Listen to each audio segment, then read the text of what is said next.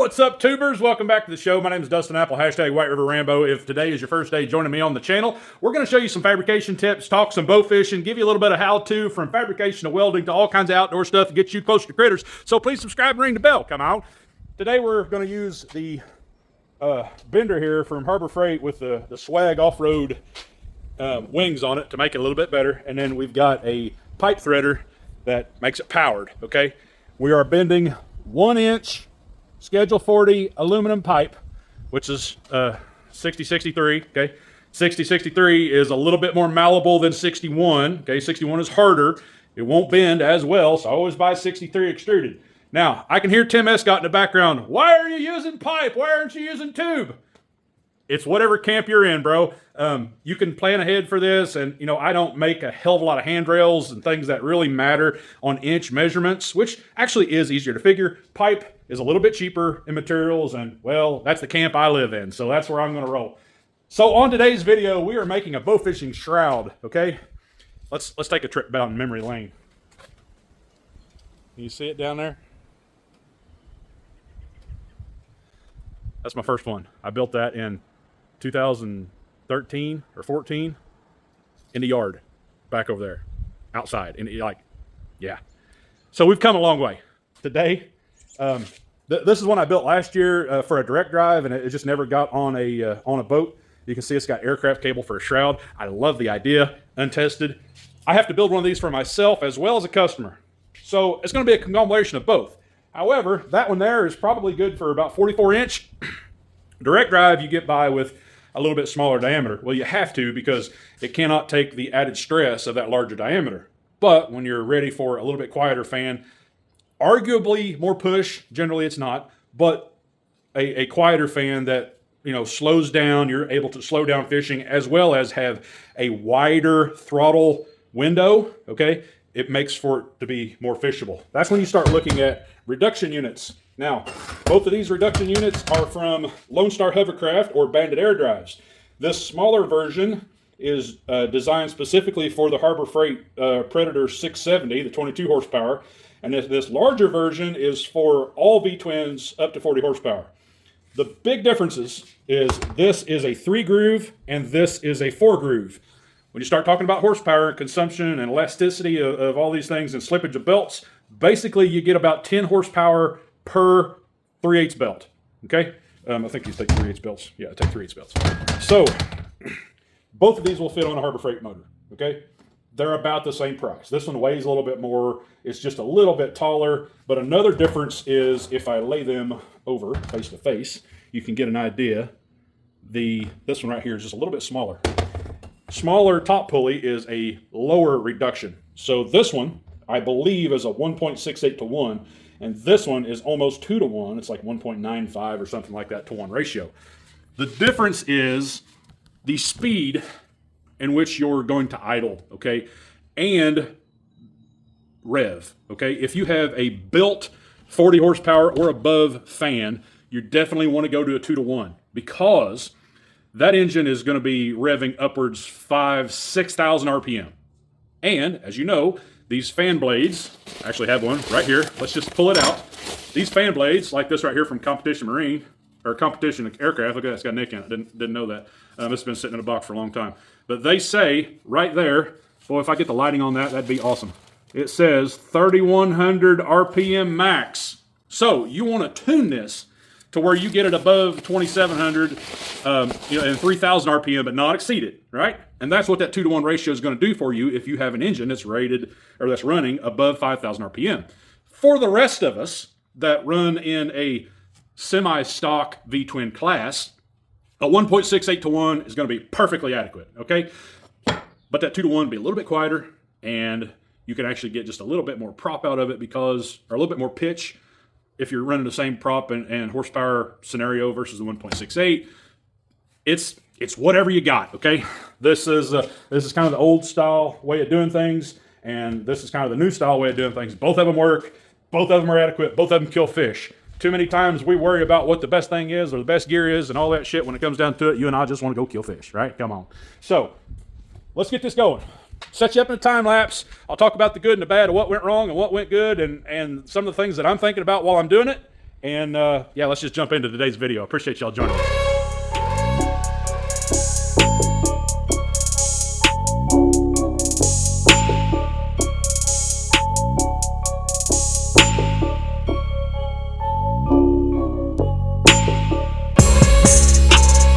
I was shooting for 57 and on the inside, and right now I have 56.5.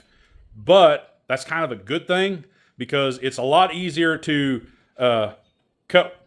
Like if I cut one tube there and then cut the other tube there long, so I have to pull it apart to get them to touch instead of pulling together to get them to touch. It's a lot easier that way. Hopefully that makes sense. It'll make sense here in a minute. But anyway, I think we will probably end up where we need to be.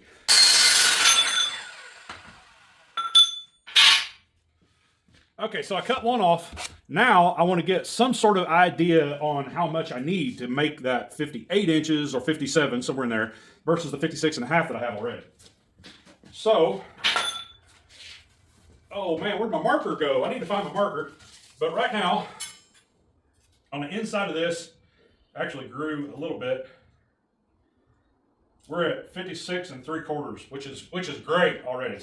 But if I put my foot on that and open this up a little bit, that gives us 58 right there. So I want to cut this other one right here. I'll just score it.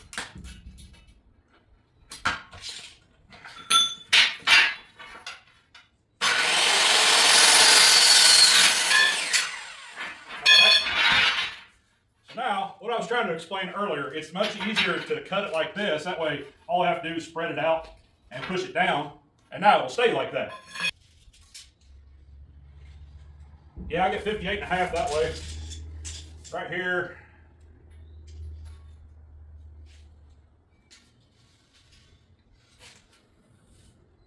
Right there, I get right at 58.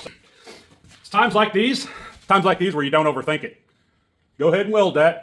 And, you know, you got 58.5 one way and 58 the other, doesn't matter. By the time you put that on there and you got a 2.5 to a 3 inch gap all the way around that for the blade tips, nobody's ever going to notice, only you. So don't get hung up on the micro inches, just send it, make it work. All right, so I've had to figure this out over the years. Let's talk about the do's and don'ts of running a tubing roller. Now, if you notice, I put this clamp right on the end of the pipe. Anybody know why? Type in the comments, let me know if you've got an idea of why I did that. And I'll come back to it here in just a minute. So, as you can see, I have Delrin rollers, or Delrin dies.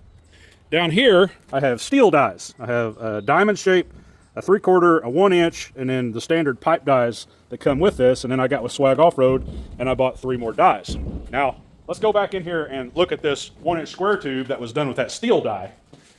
And you can see that it has got a burr all the way around it because that steel dug into it. And then this side, that side, you can really see it, okay? I'll blend it. It'll be fine. But that's the difference. That Delrin, it is forgiving. And it does not mar up the aluminum. So, something I had to grow with and something that I had to invest in. Those Delrin dies are not cheap. I'm going to the comments and I'm going to see who got it right, okay? I put this on there to prevent from me rolling a corkscrew. This pipe occasionally will want to index. You're rolling it through there and it'll want to do this, okay? Now, as you can imagine, I'm putting pressure on it and I'm bringing it up. But if I bring it up, you know, up that way and then towards my elbow back here to the back of the pipe, it's actually rolling that way, I'm actually making a corkscrew. So this is to index my pipe. And if you notice during that hyperlapse, I was looking, right? I wanted to keep this clamp at 12 o'clock the whole time it's going up. And then when it's coming back, I'm making sure it's at 12 o'clock. Now, once you've made a decent U, it'll stay on that path, and it won't vary off of it. Pro tip. I wish somebody would have told me that when I started rolling tube. I would like to remind everyone that the products seen in today's video are proprietarily owned by me, from my cash, and there are no sponsorships that have led to the making of this video. However, if the right people in the right places are listening, I sure would like a discount code, because I need about 10 of them sumbitches, okay? Oh, and by the way, quit putting these fucking things on here. I got a trash can full of them. Come on, you big hunk of junk. Come on, fur. And Yahtzee. Okay. Looks like those are going to stay on there for now. We can just set this over to the side. You would think that they would use this ring around here, but they don't. Okay. This actually mounts to that ring, and then I think there's spacers that actually go in here. But that ring, from the rest of the face of the unit, is about 3/16 thick. Okay. And what we're going to do, we will cut a faceplate with our shroud. That's how I like to do it. I don't know how y'all do it, but I will cut that out to where I won't use spacers, okay? I will use 1/4-inch plate and mount it to here, sandwiched in between this, okay? It's not going to affect anything else. We're going to drill our holes for our adjustment plate and everything else, but I think that's the best way to do it. Now, this does cause some issues, mainly with the exhaust. So if I make a plate here, it has to be wide enough, obviously, to cover this unit, be strong, and then I have to weld tube to that plate. Well, on the engine side, it must be flush, and it must go around this. So you realize that we're going to mount this right here. You can see that all the way up here is where I have to clearance my cross section, and our exhaust is right here. I like to try to have a vertical structure on the inside of the exhaust, but I'm not crazily opposed to having the structure outside there and then having a hole for the exhaust to come through. It is okay for you to run the exhaust through the plate and then come up next to your belts, because the prop itself mounts out here. Make a loop, okay, with your exhaust and then come back out. And as long as you clearance that prop by a little bit, you're fine. I'll be honest though, I've built 4 of these, and every one of them was completely different. So there's no right or wrong answer. Who knows what tomorrow brings, but let's see how it ends out together. How's that? Now, chapter 2, if you're using this unit for the 22 horsepower, then you will notice that it uses these top 2 bolts and the middle bolts, okay? Which is kind of odd to me. Why you would do that? But that's how it's designed. So if you're going to use this, it's going to be slightly different holes than it will if you're using the other one. I see an opportunity here because these are not engineered to have a mounting plate behind them. Well, they are, but with extreme modifications. So I know a lot of you guys have a welder. Okay, I won't say that you can weld, but you have a welder, right? Just enough to where you can be capable. So what if I were able to make a plate that you could take that's already fabricated and produce your own cage, which would save you a lot of time? As far as I know, no one makes anything like this that could literally just sandwich in between here and avoid all these holes and all these clearances, as well as what ends up being an extreme thing is being able to make a cage and clearance that, which is your exhaust port on both sides, okay? I think I've got it. Give me a minute. Let me get some 1/4-inch plate out and we'll see what happens.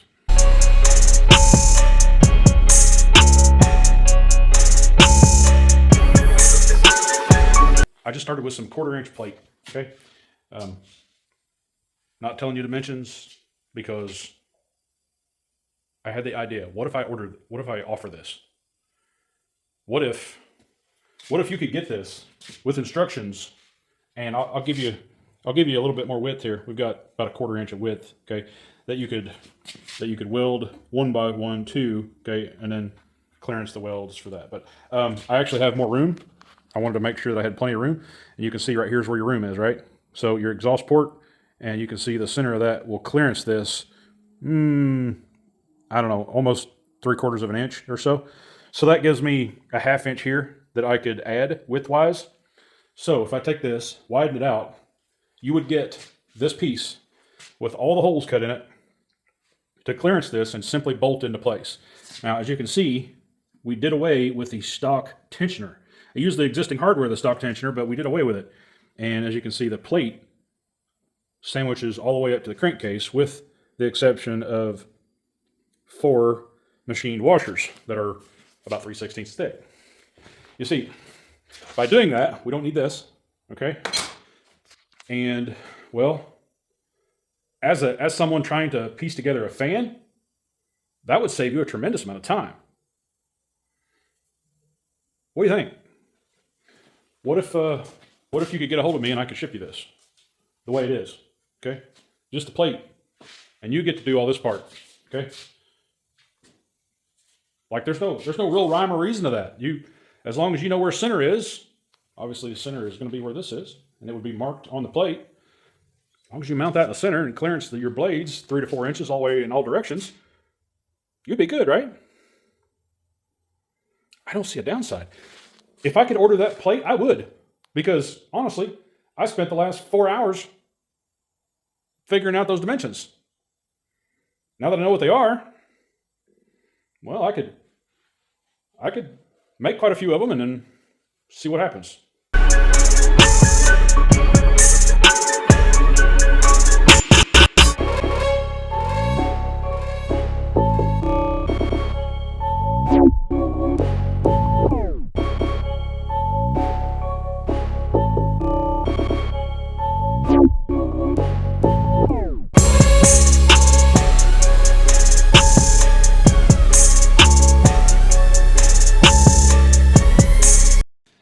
So I need to go ahead and cut the video off here because I need to get it posted. I said I would post it tonight, and I've got some guys asking about it, so I'll just go ahead and throw her up there. But let's talk about it for just a second. Obviously, it is fit and it is tacked. It is not welded, and we'll turn the camera around here, and you can see what it looks like right now. You have over 100 connection points in this, right? I mean, it's a lot. I don't even know how many, but the MIG process is way faster. And even though there's splatter and there's a little bit of soot on here, all I'm really doing is holding this together at this point. Now, you absolutely can MIG this out and it'd be totally fine. But I'm going to go ahead and TIG weld it and then make sure that everything is golden before it goes out of my shop, because that's what I do. But as far as a fishing standpoint goes, MIG the world, man. And don't worry about it. Now, the heart and soul, the main point of all of this is spend your time on layout. Get a mounting bracket. I may actually sell these. If you're interested, drop in the comments, but they should fit all Predators, all Hondas, and all Briggs & Stratton. The color's a little different, I think.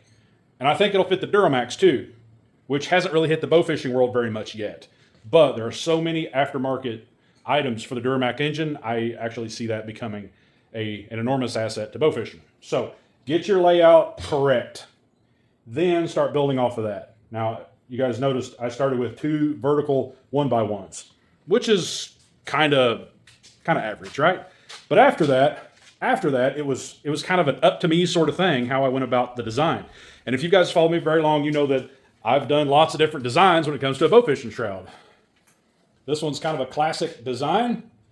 I absolutely could have done this with tube, but for the production standpoint of it and making, it's just faster to work with square.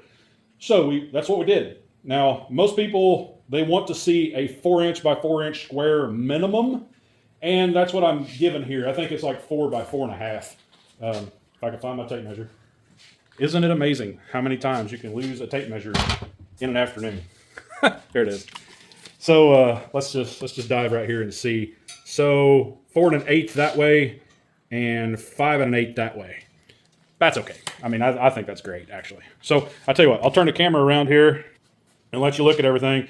Now, it's a lot to make sure that 1-inch is fit really well to pipe, or square is fit well to pipe. But if you weld aluminum very much, you know that will fill in really quickly, and well, it'll actually be a good strong weld once we get it filled in. So I am going to tack these together with a TIG.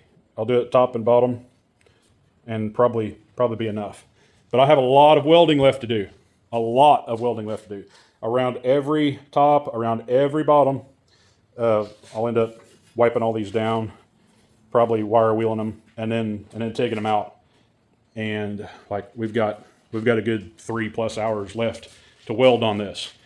And the reason why I don't weld it out fully as I'm going is to make sure that if I do have to move something, I can take it apart, right? But once you get to the point to where you have some sort of structure and it holds this center section in, then, after that, you just kind of build on top of it. More than likely, I was not going to tear anything apart after that process. But layout is paramount, all right? Here's the center of our engine. but then somewhere in here is actually the center of our reduction. But it all varies depending on how much the belts will stretch. More than likely, it's from center to the center of that is about 7.5 inches, and that's kind of what I planned on. Now we ended up with, okay, this prop is going to be a 3-blade 52-inch, I think, for a standard 22 horsepower, and he could be using either one of these. He says he's using that one. 52-inch, okay, we don't need quite as much fan shroud, but if he ever wants to upgrade, he has a little bit of room from the center there, okay, out here. We're just right at 29 inches. Inside to inside, one way we get 58, and another way we ended up getting 58.5. No big deal. Like you could drive yourself nuts trying to get this 1,000% round, okay? It's not worth it. Big thing is, when you lay down, you want to make sure that it is flat around, okay? Go around here a little bit, try to hold the camera to where you can see as good as possible. Right in here at the very end, on that side, right there, there's about an 1/8 inch drop on that side. But for the most part, it's pretty flat. Now, obviously, if you've got a better setup than I have, you can make this very flat, but from what I'm working with here, I think it's gonna be fine. Now, for all the OCD people, how did I know how to put these in? Because I did not film any of this. Oh, and that's the top, okay, over there. This is the bottom. I will drill a hole in the bottom of both of these, just in case any moisture to get in there to escape, as well as it needs holes in it to escape for gases too. But as you can see on the top here, this is where I was going at a set distance all the way around, okay? And I got to the end, and then this set distance is just a little bit different. Like if I would have come, I think it was 9 3/4 as I was going in between. So my 9 3/4 would have ended up here, and then this one was only be 8. So that's where I ended up. This is going to be the top center, and I'll end up putting a plate. So let me find something just laying around here. You know, you can use your imagination, right? I will bend something to make a little U-shaped plate that will mount in the center there. You get the idea. To be able to mount your navigation light, okay? And then I'll drill this hole to be able to run the tube, the wire down the tube, and then drill a hole right here to where you can pull the wire out and go right beside the engine for your navigation light. I actually have one in the mail, not for this particular one, but a short stubby navigation light, okay, to be able to mount on top here.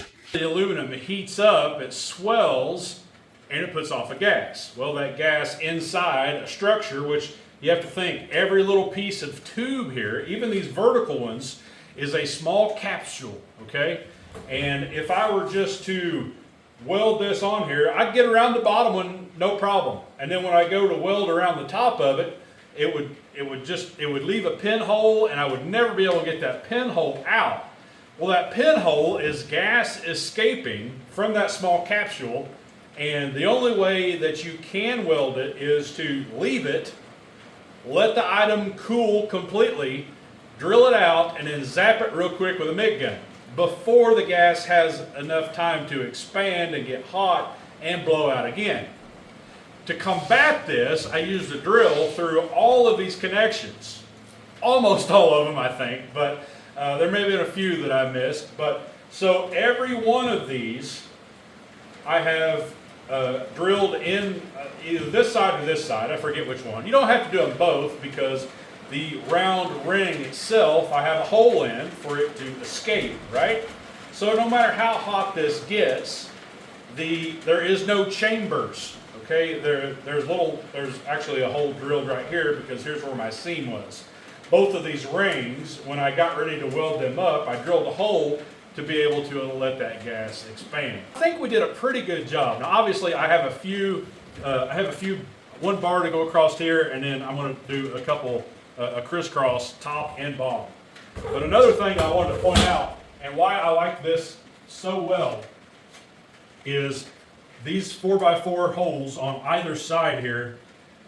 Let's see, right now where that's sitting is the center of this is about 3 inches lower than the center here, okay? And then the outsides of them is 17 inches.